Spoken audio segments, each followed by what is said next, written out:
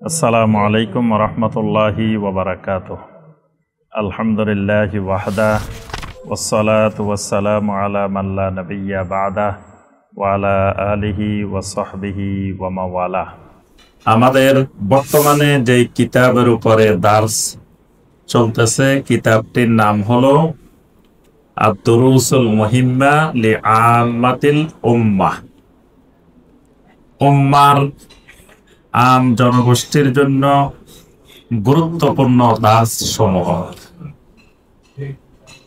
এই কিতাব থেকে আমরা ইতিপূর্বে 3টি দাস আমরা পেশ করেছি।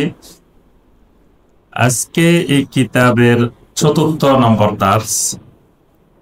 আজকের বিষয় হলো আরকানুল ঈমান। গুরুত্বপূর্ণ একটি বিষয়ের উপরে আজকে দার্স হবে।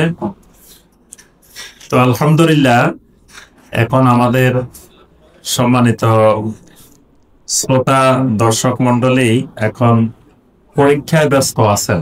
আলহামদুলিল্লাহ, এই বয়সে 3 নাম্বার এটাই আরকানুল ঈমান। এটা আমাদের প্রথমটা আসসালামু আলাইকুম ওয়া রাহমাতুল্লাহি ওয়া বারাকাতুহু। মানে এটা থেকে এর আগে আলহামদুলিল্লাহ ওয়াহদা ওয়াসসালাতু ওয়াসসালামু আলা মান লা নাবিয়্যা বা'দা মানে এর আগে দুটো হয়েছে আলিহি ওয়া সাহবিহি ওয়া মাওয়ালা। আলহামদুলিল্লাহ, আমাদের সম্মানিত শ্রোতা মণ্ডলী এখন পরীক্ষায় ব্যস্ত আছেন। তো পরীক্ষাটা একটু আমরা লাইভে দেখান, পরীক্ষার্থীদেরকে একটু দেখান। সবাই পরীক্ষা দিচ্ছেন, এই বয়সে পরীক্ষা দিতে বসছেন, এটাই তো বিরাট ব্যাপার।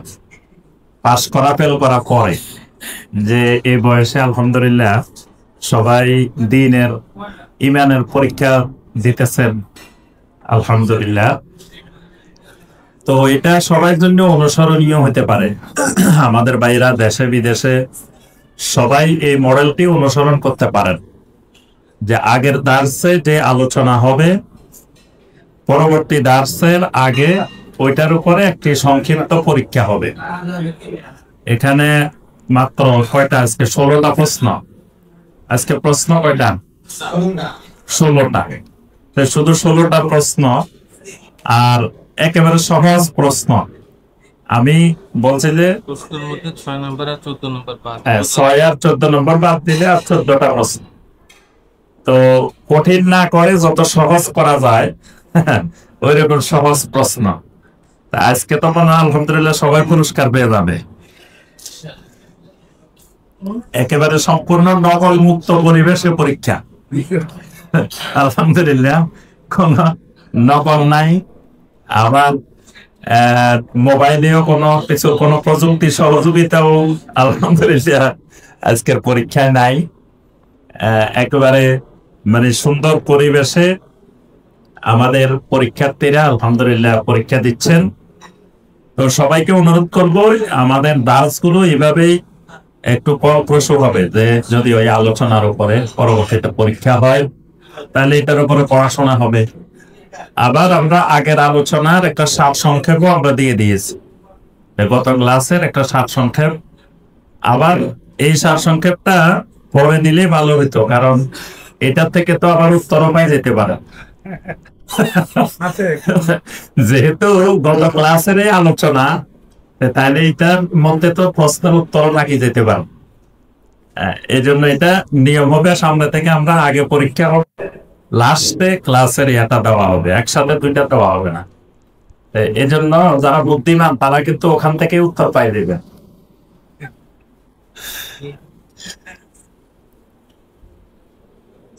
জি, দ্রুত আপনারা উত্তর দিয়ে ফেলার, পরীক্ষা দিতে থাকেন আর এদিকে মনোযোগ দেন। আমরা প্রশ্ন 14টা বেশিক্ষণ সময় না লাগাই, সবাই একটু দেখে, যদি না পারার সম্ভাবনা থাকে তাহলে তার বসে থাকি লাভ নেই। যে কয়টা পারেন এই কয়টা দিয়ে চিন্তা ভাবনা করে জমা দিয়ে দেন। আর আমরা আজকের দার্সগুলো মনোযোগ দিয়ে আমরা শোনার চেষ্টা করি। আল্লাহ পাক আমাদেরকে তৌফিক দান করুন। আজকে আমাদের তৃতীয় ক্লাস, তৃতীয় পর্ব, আদ-দারসুস সালিস আরকানুল ঈমান। আমরা এই কিতাব শুরু করেছি আদ-দারসুস সানি থেকে, মানে দ্বিতীয় পাঠ থেকে, দ্বিতীয় দার্স থেকে। প্রথম ছিল আরকানুল ইসলাম, ইসলামের 5টি রোকন। তো ইসলামের 5টি রোকন আমরা 2টি পর্বে 2 ভাগে আলোচনা করছি। আজকে হলো আদ-দারসুস সালিস, 3য় পাঠ, আরকানুল ঈমান। আজকে হলো ঈমানের রোকন সমূহ। তো প্রথমে আমাদেরকে একটি জিনিস জানতে হবে, ঈমান আগে না ইসলাম আগে? এটা প্রথম একটি জানার বিষয়। তো এই কিতাবের আলোচনা দেখেই আপনারা বুঝতে পেরেছেন যে আগে ইসলাম পরে ঈমান, মানে ইসলাম আগে আসে, ঈমান পরে আসে। এজন্য হাদিসে জিবরিল আলাইহিস সালাম, এই হাদিসের মধ্যে নবী সাল্লাল্লাহু আলাইহি সাল্লামের কাছে জিবরিল আলাইহিস সালাম এসেছিলেন মানুষের আকৃতিতে। সাহাবায়ে কেরামের সামনেই জিবরিল আলাইহিস সালাম কিছু প্রশ্ন করেছিলেন। সেখানে প্রথম প্রশ্নটি ছিল আখবিরনি আনিল ইসলাম, যে আমাকে ইসলাম সম্পর্কে বর্ণনা দেন। দ্বিতীয় প্রশ্ন ছিল আখবিরনি আনিল ঈমান, আমাকে ঈমান সম্পর্কে বর্ণনা দেন। তাহলে বোঝা যায় জিবরিল আলাইহিস সালাম আগে ইসলাম সম্পর্কে প্রশ্ন করছেন, তারপরে ঈমান সম্পর্কে প্রশ্ন করেছেন। এর দ্বারা বোঝা যায় ইসলাম আগে, ঈমান পরে। তারপরে নাম আর ফোন নাম্বার লেখা ইয়ে রাখ, প্রভিশন রাখ, সবাই বলেন যে উল্টা পিঠে লিখে দিচ্ছে। ও জি জি, আজকে প্রশ্নের মধ্যে নাম আর মোবাইল নম্বরের ওই ঘরটা নাই, আপনারা লিখে দিবেন প্রত্যেকে, ওইটার পিছনে দিয়ে নাম এবং মোবাইল নম্বরটা লিখে দিবেন, যাতে আপনারা পুরস্কার পেলে আপনার সাথে যোগাযোগ করা সম্ভব হয়। জি, তো আমরা যেটি বলছিলাম, সূরা আল হুজুরাতের মধ্যেও আল্লাহ রাব্বুল আলামিন বেদুইনদেরকে, আরাবদেরকে বলছেন যে তোমরা ঈমান আনছি বলিও না, তোমরা বলো ইসলাম গ্রহণ করেছে। আল্লাহ পাক সেখানে বলছেন ক্বালাতিল আরাবু আমান্না, বেদুইনেরা বলে যে আমরা ঈমান এনেছি। আল্লাহ পাক বলছেন কুল লাম তুমিনু, তোমরা বলো তোমরা ঈমান আনো নাই। তোমরা কি বলবা? ওয়ালাকিন কুলু আসলামনা, তোমরা বলো যে আমরা ইসলাম গ্রহণ করেছি, আমরা মুসলিম হয়েছি। কেন? এটার কারণও আল্লাহ রাব্বুল আলামিন সেখানে বর্ণনা করে দিয়েছেন। কারণ হলো ওয়ালাম্মা ইয়াদখুলিল ঈমানু ফি কুলুবিকুম, কারণ ঈমানটা এখনো তোমাদের অন্তরে প্রবেশ করে নাই। এজন্য ইসলামের প্রথম রোকনটা হলো শাহাদা। আমাদের সমাজে অনেকে এই জায়গায় ভুল করে। ইসলামের প্রথম রোকন জিজ্ঞেস করলে কেউ বলে কালেমা, কেউ বলে ঈমান, কিন্তু আসলে ইসলামের প্রথম রোকন হলো শাহাদা। নবী সাল্লাল্লাহু আলাইহি ওয়াসাল্লাম বলছেন শাহাদাতে আল্লাহ ইলাহা ইল্লাল্লাহ ওয়া আন্না মুহাম্মাদার রাসূলুল্লাহ, এটাই হলো ইসলামের প্রথম রোকন। অর্থাৎ এটা সাক্ষ্য দিলে, ঘোষণা দিলে সে মুসলিম হয়ে যায়। তাহলে আমাদের কাছে একজন লোক আসে বলল যে আমি মুসলিম হতে চাই, তাকে ইসলামের কিছু ধারণা দিলাম, আমরা সবকিছু জিজ্ঞাসা করলাম, এফিডেভিট করলো, সবকিছু করলো। করার পরে তো তাকে আমরা এই কালেমা পড়াই দিলাম, সে সাক্ষী দিল, সবার সামনে ঘোষণা দিল, সেই কালেমা পড়লো, ঘোষণা দিল। এই ঘোষণা দেওয়ার সাথে সাথে সে আমাদের মুসলিম ভাইয়ের অন্তর্ভুক্ত হয়ে গেছে। কিন্তু এরপরে তার অন্তর পর্যন্ত পৌঁছছে কিনা, সে যে সাক্ষীটা দিছে এটা কি অন্তর পর্যন্ত পৌঁছছে, নাকি কোন উদ্দেশ্যে সে ইসলাম গ্রহণ করছে, তার অন্তরের এই খবরটা কিন্তু আমরা কেউ জানি না, এবং জানা সর্বগুণা। তো এই মুখের স্বীকৃতিটা যদি তার অন্তরে পৌঁছে যায় তাহলে সেই বান্দা, যদি অন্তরে না পৌঁছে তাহলে সে মুসলিম, বাহ্যিকভাবে আমরা তাকে মুসলিমে ধরে নিব, কিন্তু আল্লাহর কাছে সেই ইমানদার হিসেবে গণ্য হবে না। ঈমান আর ইসলাম যদি একই আয়াতে দুটোই ব্যবহার হয়, এটা একটা সূত্র মনে রাখবেন, ঈমান আর ইসলামের পার্থক্য। ঈমান এবং ইসলাম যদি একসাথে আসে বা একই আয়াতে আসে, তখন অর্থ হবে দুইটা, তখন দুইটা আলাদা আলাদা বুঝাবে। আর যদি ঈমান আসে ইসলামকেও বুঝাবে, যদি ইসলাম আসে ঈমানকেও বুঝাবে, মানে একটা আরেকটার মধ্যে অন্তর্ভুক্ত হবে। ঈমান বললে এর ভিতরে ইসলাম এসে যাবে, আবার ইসলাম বললে ঈমানও এসে যাবে। কিন্তু যদি একসাথে দুটা আসে, তখন বুঝতে হবে যে দুটা দিয়ে দুই জিনিস বোঝানো হচ্ছে।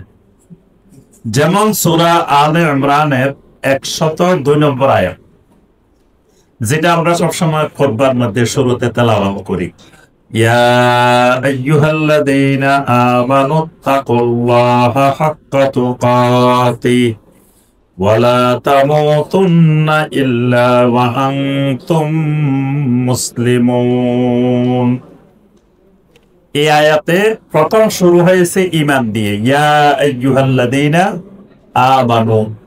আবার আয়াত শেষ হয়েছে ওয়ালা তামুতুন্না ইল্লা ওয়া আনতুম মুসলিমুন। মুসলিমুন দিয়ে আয়াত শেষ হয়েছে।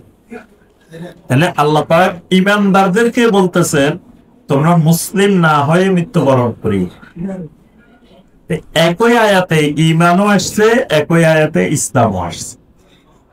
এরকম কোরআনে কারিমে অনেক জায়গায় আছে, একই আয়াতে ঈমান ইসলাম দুটাই আসছে। তো যখন একই আয়াতে ঈমান এবং ইসলাম দুটাই আসবে, তখন ঈমান দিয়ে বোঝানো হবে অন্তরের অংশ, আর ইসলাম দিয়ে বোঝানো হবে শাহাদা এবং আমল। মানে আমরা জানি যে ঈমানের তিনটা উপাদান, তিনটা মৌলিক উপাদান, যে জবানে সাক্ষী দিতে হয়, অন্তরে বিশ্বাস করতে হয়, আর আমলের মাধ্যমে অঙ্গ প্রত্যঙ্গের মাধ্যমে প্রকাশ করতে হয়। তো যদি ঈমান আর ইসলাম একই আয়াতে আসে, তখন ঈমান দিয়ে বোঝানো হবে অন্তরের বিশ্বাস, তাসদীক বিল জানান, মানে অন্তরের সত্যায়নটাই ঈমান। আর ইসলাম ওই সাক্ষ্য দেওয়া এবং অঙ্গ প্রত্যঙ্গ দিয়ে বাস্তবায়ন করা, আমল করা, এটা হলো ইসলাম। মানে তখন বুঝাবো। এই জন্য সূরা আলে ইমরানের 102 নম্বর আয়াতে প্রথম আল্লাহ পাক সম্বোধন করেছেন ইয়া আইয়ুহাল্লাযীনা আমানু। আমানুদেরকে, ঈমানদারদেরকে আল্লাহ সুবহানাহু ওয়া তাআলা বলছেন মুসলিম না হয়ে মৃত্যুবরণ করিও না। তার অর্থ হলো তুমি খালি ঈমান আনছো এই কথা মনে করে বসে থাকবা, তুমি আমল করতে হবে। ঈমানের দাবি অনুযায়ী তোমার যত আমল করা দরকার সেগুলো করে তারপরে মারে।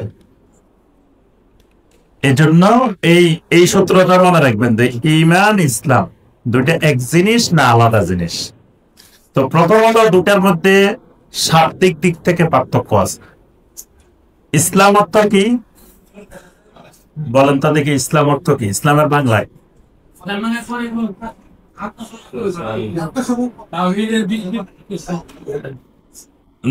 শাব্দিক অর্থ, ওইটা তো সংজ্ঞা। শাব্দিক অর্থ হলো ইসলাম অর্থ শান্তি না, ইসলাম অর্থ আত্মকর্ম।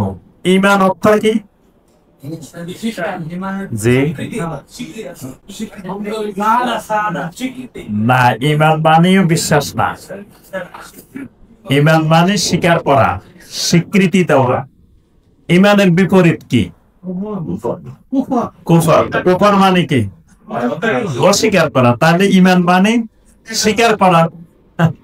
ঈমান মানে স্বীকার করা, মেনে নেওয়া। আর কুফর মানে অস্বীকার করা, প্রত্যাখ্যাত করা, না মানা।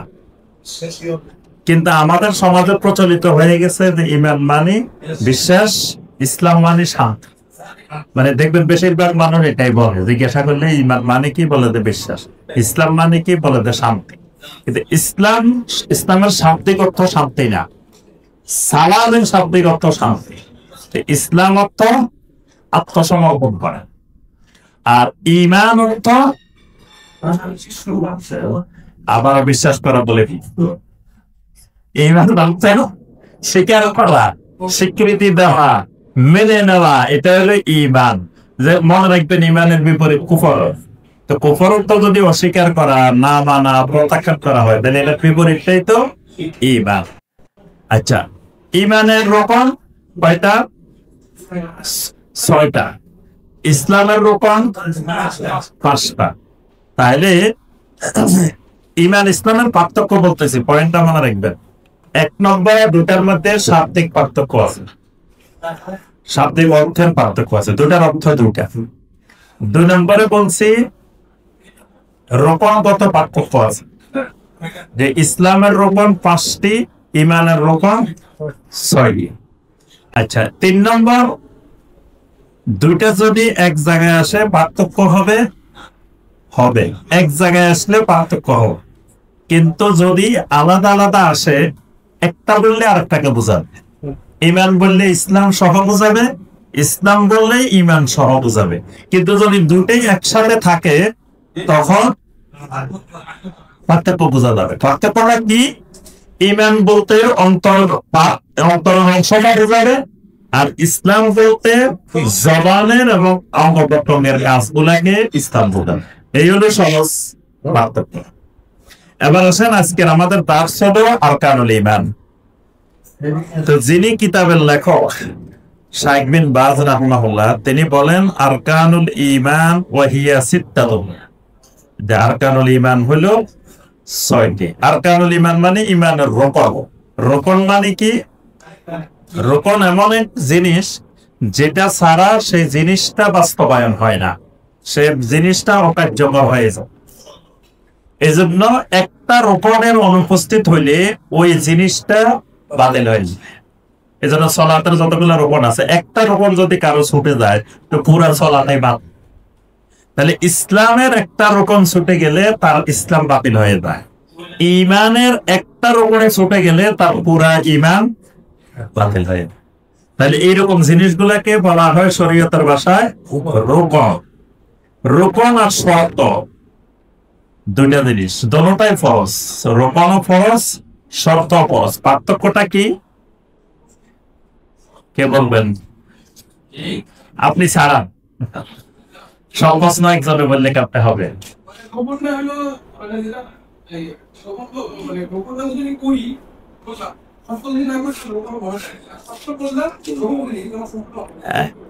এটা কিন্তু এর আগে অনেকবার বলছি যে রোকন আর শর্তের অনেকগুলো পার্থক্য আছে। দেখবেন কিছু জিনিসকে বলা হয় শর্ত, কিছু জিনিসকে রোকন। সালাতের শর্ত আছে, রোকন আছে। ওযুর শর্ত আছে, ওযুর রোকন আছে। তারপরে এইভাবে দেখেন হজের শর্ত আছে, হজের রোকন আছে। ইবাদতের শর্ত আছে, ইবাদতের রোকন আছে। ঈমানের শর্ত আছে, ঈমানের রোকন আছে। প্রত্যেকটা জিনিসের এরকম আছে। শর্ত হয় বাহিরের গুলা, রোকন হয় ভিতরের গুলা। প্রথম কথা এটা, শর্ত হলো ওই জিনিসটার বাহিরের গুলা শর্ত, ভিতরের গুলাকে বলা হয় রোকন। আরেকটা মৌলিক পার্থক্য, যে রোকন ছাড়া শর্ত বাতিল না, রোকন ছাড়া শর্ত বাতিল হয় না, কিন্তু শর্ত ছাড়া রোকন বাতিল। যেমন একটা জিনিস মনে রাখবেন, অজু। অজু হলো সালাতের শর্ত। তা এখন আপনি যদি অজু করছেন কিন্তু সালাত আদায় করেন নাই, তাহলে কি অজু বাতিল হবে? অজু বাতিল হবে। কিন্তু সালাত আদায় করছেন, অজু করেন নাই, তাহলে সালাত বাতিল হয়ে গেছে। হ্যাঁ, এই জন্য ওই শর্ত ছাড়া রোকন বাতিল, রোকন বাতিল, কিন্তু রোকন ছাড়া শর্ত বাতিল হয় না। আপনি অজু করছেন, এটা সালাত আদায় না করলে অজু বাতিল হবে না, অজু ঠিক থাকে। এই সূত্রটাও মনে রাখবেন। এইগুলো মনে রাখলে এক সূত্র দিয়ে আপনি 50 মাসালা বাইর করে ফেলতে পারবেন। আপনি নিজেই বুঝবেন। দিনটা একেবারে সহজ, কিন্তু দিনটাকে একটু বোঝার চেষ্টা করতে হবে। আর দিন ও ইউসরুল, নবী সাল্লাল্লাহু আলাইহি ওয়াসাল্লাম বলেন দিন হলো একেবারে সহজ, ইউসর এটা সহজ।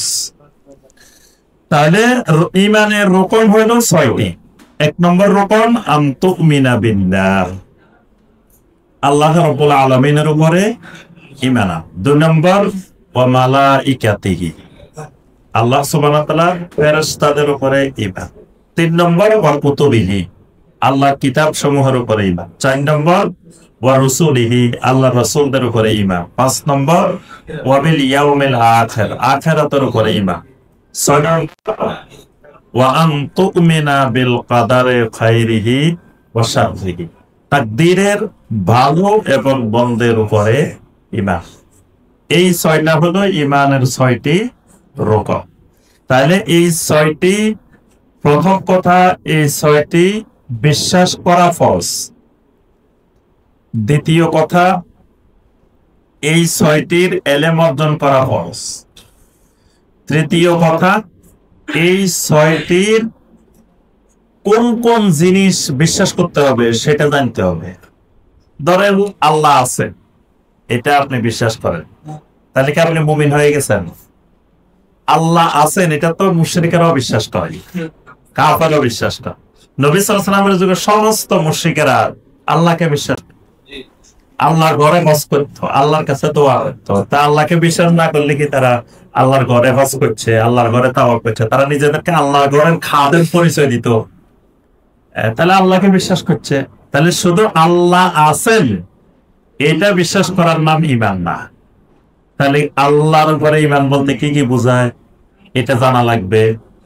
ফেরেশতা আছেন, আল্লাহর ফেরেশতা আছে, এটা বিশ্বাস করলে কি ঈমান হয়ে যাবে? না। ফেরেশতা আছে এটা মুশরিকরা বিশ্বাস করে। আল্লাহ ফেরেশতা আছেন এটা মুশরিকরা বিশ্বাস করে। তারা তো এই যে আপনার ফেরেশতাদেরকে আল্লাহর মেয়ে মনে করে। তো ফেরেশতা আছে বিশ্বাস না করলে আল্লাহর মেয়ে মনে করে কেমনে? আগে তো তারা বিশ্বাস করে যে ফেরেশতা নামে আল্লাহর একটা মাখলুক, একটা প্রাণী, একটা কিছু আছে, এটা মুশরিকও বিশ্বাস করে, কাফেরও বিশ্বাস করে। তাহলে ফেরেশতাদের কি কি জিনিস আমাকে বিশ্বাস করতে হবে এটা জানতে হবে। তারপর আল্লাহর কিতাব, আল্লাহর রাসূল, আখিরাত, আখিরাতের কোন কোন জিনিস আমাকে বিশ্বাস করতে হবে, তাকদীরের কোন কোন জিনিস আমাকে বিশ্বাস করতে হবে, এই জিনিসগুলো জানা প্রত্যেক মুমিনের উপরে, মুমিনার উপরে ফরজে আইন। কিন্তু আমরা যদি এই ঈমানের 6টা রকম আমাদের সমাজে দেখি, তো মুসলিমেরা এই সম্পর্কে কিছুই জানে না। তাহলে এটা থেকে একেবারে অনেক অনেক অনেক দূরে। এমনি সবাই মুমিন, আমরা বলি যে ঈমান আছে, ঈমানের পরিচয় দিই, কিন্তু ঈমানের রকমগুলো সঠিকভাবে জানি। আজকে আমরা আজকের দার্সে শুধু 2টা আলোচনা করবো, আন তুমিনা বিল্লাহ ওয়া মালাইকাতিহি, আর বাকি 4টা ইনশাআল্লাহ আরেক দার্সে আমরা আলোচনা করবো ইনশাআল্লাহ। প্রথম এখানে আমরা যে বিষয়টি আলোচনা, সেটি হলো ঈমান। এই ঈমান আল্লাহ সুবহানাহু ওয়া তাআলা যাকে দিবেন সে সবচাইতে আল্লাহর বড় নিয়ামত প্রাপ্ত বান্দা। মানে ঈমানের চেয়ে বড় নিয়ামত আসমান জমিনে দ্বিতীয় কোন জিনিস নাই। আল্লাহ রাব্বুল আলামিন যাকে ঈমান দিবেন তাকে সবচেয়ে বড় নিয়ামতটা, বড় সম্পদটা দিবেন।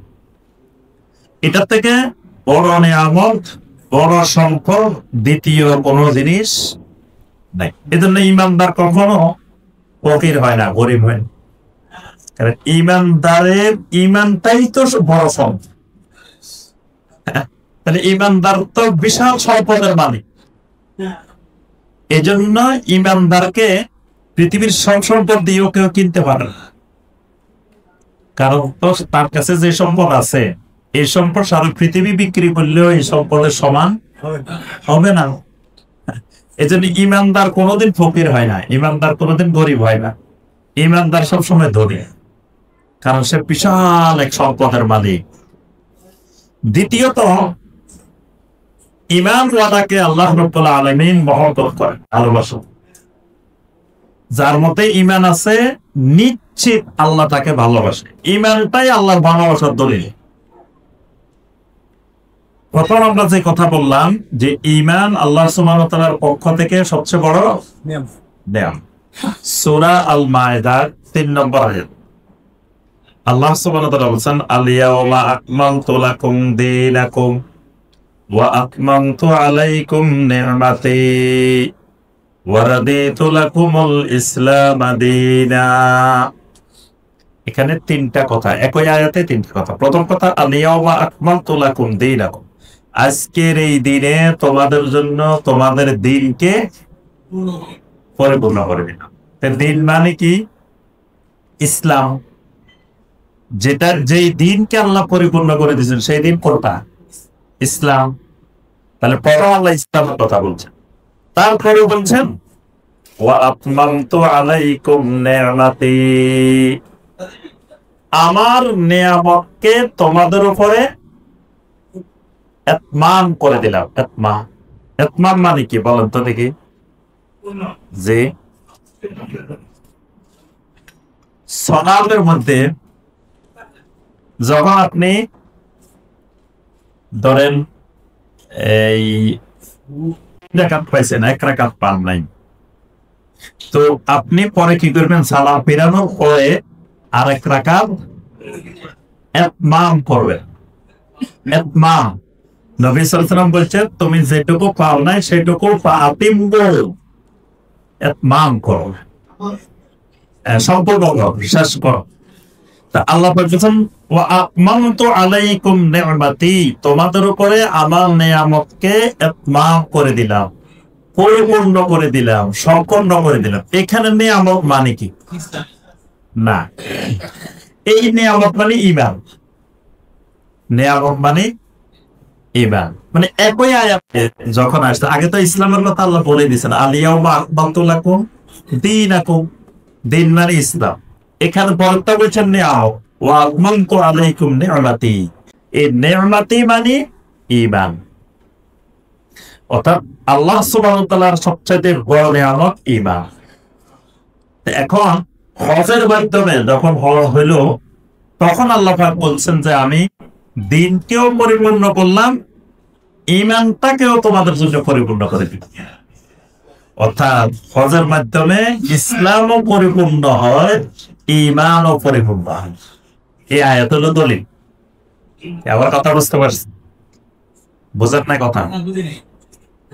এখানে আমরা মূল কথা বলতেছি যেটা, সেটা হলো আমাদের পয়েন্ট হলো ঈমান আল্লাহ রাব্বুল আলামিনের সবচাইতে বড় নিয়ামত। মানে ঈমান যে নিয়ামত, এটা পাইলাম কোথায়? এটার দলিল, এটার দলিল বলছি সূরা আল মায়েদার 3 নম্বর আয়াত। এই আয়াতে যে আল্লাহ বলছেন ওয়া আতমামতু আলাইকুম নি'মাতি, এই নি'মাতি মানে ঈমান। মুফাসসিরিনে কেরাম, সাহাবায়ে কেরাম তারা ব্যাখ্যা করছেন যে এখানে এই নি'মাতি মানে ঈমান। জি, হ্যাঁ, ঈমান মানে আল্লাহ নিয়ামত বলছেন, নিয়ামতকে পরিপূর্ণ করছেন মানে ঈমানকে পরিপূর্ণ করছেন। তাই এটা হলো আমাদের মূল দলিলের বিষয়। সাথে যে কথাটা বলছি সেটা হলো এতদিন পর্যন্ত সালাত ফরজ হয়েছে, যাকাত ফরজ হয়েছে, সিয়াম ফরজ হয়েছে, শরীয়তের সব হুকুম আহকাম ফরজ হয়েছে, কিন্তু আল্লাহ পাক ঘোষণা দেন নাই যে আমি দিনকে পরিপূর্ণ করলাম বা তোমাদের ঈমানকে পরিপূর্ণ করলাম, এরকম ঘোষণা কিন্তু আসেন। নবী সাল্লাল্লাহু আলাইহি ওয়াসাল্লাম যখন হজে গেলেন 10 হিজরিতে, হজটা কমপ্লিট করলেন। আরাফাটাই হজ, আল হজ্জু আরাফা। আরাফার ময়দানে উপস্থিত হইতে পারা মানে হজ। বাকিগুলো কিন্তু আগে পরে করা যায়। বাকি কাজ যেগুলা, এগুলা আগে পরে বিভিন্ন সময় করা যায়। আপনি যদি ফরজ তাওয়াফ, সাই 12 তারিখের মধ্যে না করতে পারেন, তাহলে পুরা জিলহজ মাসও করতে পারেন। এগুলা আগে পরে হইলেও কোনো অসুবিধা নেই, কিন্তু আরাফাতটা আগে পরে করার কোনো সুযোগ নেই। যদি আপনি 12 তারিখে যাইতে পারেন নাই, এই 9 তারিখে যাইতে পারেন নাই, আপনি কইলেন যে মানুষ সব চলে যাক, পরে খালি পড়ে থাকবো, পরে যাবো, এই সুযোগ আর নাই। ওই দিন না গেলে শেষ। এই জন্য হজের মূল জিনিস বলা হয় যে আরাফা, আল হজ্জু আরাফা। নবী সাল্লাল্লাহু আলাইহি ওয়াসাল্লাম বলছেন আরাফা হলো হজ। তো নবী সাল্লাল্লাহু আলাইহি ওয়াসাল্লাম যখন আরাফার ময়দানে গেলেন, তখন আল্লাহ সুবহানাহু ওয়া তাআলা এই আয়াতটা নাযিল করছেন। এই আয়াতটা নাযিল করে বলছেন যে দিনকেও আল্লাহ পরিপূর্ণ করছেন, ঈমানকেও পরিপূর্ণ করছেন। অর্থাৎ ইসলাম এবং ঈমান দুইটাই পরিপূর্ণ হয় হজের মাধ্যমে। হজ এমন একটি ইবাদত, যে ইবাদতে ইসলামও পরিপূর্ণ হয়, ঈমানও পরিপূর্ণ হয়।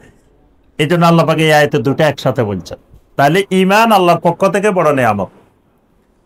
2 নম্বর, আল্লাহ পাক যাকে ঈমান দিবেন তাকে আল্লাহ পাক মহব্বত করেন, নিশ্চিত মহব্বত করেন। শর্ত হলো ঈমান আছে কিনা। যদি থাকে, মানে যার ভিতরে ঈমানটা আছে, এই লোকটাকে আল্লাহ সুবহানাহু ওয়া তাআলা মহব্বত করেন, ভালোবাসেন, এই ব্যাপারে কোনো সন্দেহ নেই। এবং এই লোকটা নিশ্চিত আল্লাহর ওলি, এই ব্যাপারেও কোনো সন্দেহ নেই। এই কথাটা বুঝছেন? আপনারা তো বুঝছিও কর না, বুঝেন নাই। একটা তো হবে, হয় বুঝছেন না হয় বুঝেন নাই, যে কোনো একটা।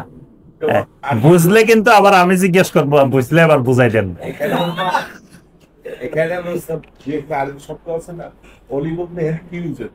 অলি মানে আল্লাহর বন্ধু। হ্যাঁ, বন্ধু।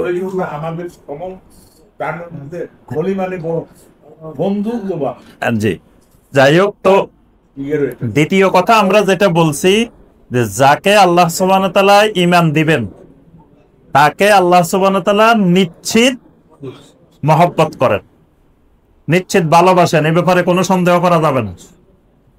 আর যাকে আল্লাহ ভালোবাসেন সে আল্লাহর বন্ধু, এই ব্যাপারেও কোনো সন্দেহ নাই। বন্ধু হিসেবে তাকে ভালোবাসে। হ্যাঁ, ঈমান দেওয়া মানে আল্লাহ তাকে ভালোবাসেন, আল্লাহ তার বন্ধু, আল্লাহর সাথে তার বন্ধুত্ব কায়েম হয় ঈমানের মাধ্যমে। ঈমান আর তাকওয়া হলো আল্লাহর সাথে বন্ধুত্ব বাড়ানো কমানোর মাধ্যম। যার ঈমান আর তাকওয়া যত বেশি সে আল্লাহর সাথে বন্ধুত্ব তত বেশি। ঈমান আর তাকওয়া যত কম তত আল্লাহর সাথে বন্ধুত্ব কম। কিন্তু যদি সামান্য ঈমানও থাকে তা আল্লাহর সাথে তার বন্ধুত্ব আছে, এ ব্যাপারে কোনো সন্দেহ নেই। এটার দলিল কি? নবী সাল্লাল্লাহু আলাইহি সাল্লাম বলেন, ইন্নাল্লাহা ইউতিদ দুনিয়া মান ইউহিব্বু ওয়া মান লা ইউহিব্বু। আল্লাহ রাব্বুল আলামিন যাকে ভালোবাসেন যাকে ভালোবাসেন না উভয়কে আল্লাহ পাক দুনিয়া দান করেন। দুনিয়াটা উভয়কে দেন। দুনিয়া দেন মানে দুনিয়ার টাকা পয়সা, ধন সম্পদ, ক্ষমতা, রাজত্ব, পাওয়ার, এগুলো আল্লাহ যাকে ভালোবাসেন তাকেও দেন, ভালোবাসেন না যাকে তাকেও। এজন্য কেউ ক্ষমতা পাওয়া মানে যে আল্লাহ তাকে ভালোবাসি ক্ষমতা দিয়ে দিছে, বিষয়টা এরকম না। কিন্তু আমাদের সমাজে কিন্তু মনে করে যে তো আমার ক্ষমতা দিছে, আল্লাহ পছন্দ করেই দিছে, আল্লাহ ভালোবাসেই দিছে। আল্লাহ ভালো না বাসলেও দেন। ফেরাউনের আল্লাহ ভালোবাসেন নাই কিন্তু ফেরাউনের আল্লাহ রাজত্ব দিচ্ছেন। নমরুদের আল্লাহ ভালোবাসেন নাই কিন্তু নমরুদের আল্লাহ রাজত্ব দিচ্ছেন। এই জন্য রাজত্ব পাওয়া, ক্ষমতা পাওয়া, সম্পদ পাওয়া, এটার অর্থ এটা আল্লাহ ভালোবাসেন, এটার দলিল এটা বলা যাবে না। কিন্তু নবী সাল্লাল্লাহু আলাইহি ওয়াসাল্লাম বলেন, ওয়ালাকিন লা ইউতিল ঈমান ইল্লা লিমান আহাব্বা। তবে ঈমানটা আল্লাহ কাউকে ভালো না বাসলে তাকে দেন না। ঈমান যাকে আল্লাহ ভালোবাসেন শুধু তাকেই দেন, আর কাউকে আল্লাহ ঈমান দেন না। মানে ঈমান দিছেন কিন্তু আল্লাহ ভালোবাসে না, বিষয়টা এরকম না। এজন্য ঈমান পাওয়া আল্লাহর ভালোবাসার নিশ্চিত দলিল। আর ঈমান আছে আল্লাহর ওলি। সূরা ইউনূসের ৬২ এবং ৬৩ নম্বর আয়াত, আলা ইন্না আউলিয়া আল্লাহি লা খাউফুন আলাইহিম ওয়া লা হুম ইয়াহজানুন। জেনে রাখো যারা আল্লাহর বন্ধু, আউলিয়াউল্লাহ, তাদের কোনো ভয় নাই, তাদের কোনো পেরেশানির চিন্তা নাই। তা আল্লাহর বন্ধু কারা? পরের আয়াতে আল্লাহ বলেছেন, আল্লাযীনা আমানু ওয়া কানু ইয়াত্তাকুন। আল্লাহর বন্ধু হলো আল্লাযীনা আমানু, যারা ঈমানওয়ালা, ওয়া কানু ইয়াত্তাকুন, এবং তাকওয়াবান, ঈমান এবং তাকওয়া। তাহলে দুইটা পয়েন্ট গেল।